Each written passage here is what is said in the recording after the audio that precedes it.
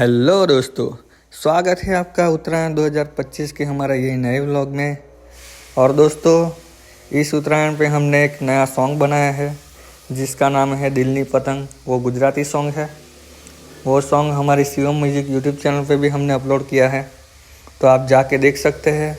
उस सॉन्ग के लिंक हम डिस्क्रिप्शन में दे देंगे और इस वीडियो के एंड स्क्रीन पे भी उस सॉन्ग की लिंक आपको मिल जाएगी। तो आप जाके उस सॉन्ग को ज़रूर से देखिएगा और चैनल को सब्सक्राइब करना मत भूलिएगा। दोस्तों, ये देख सकते हैं आप, उत्तरायण के दिन एक कांड हो गया था। फिर की पतंग के साथ ही चली गई थी।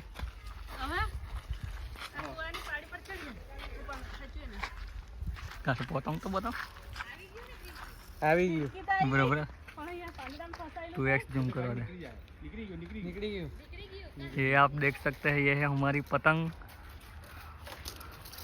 और ये है फिरकी जो उस झाड़ पे लटक गई थी अगासी पर से।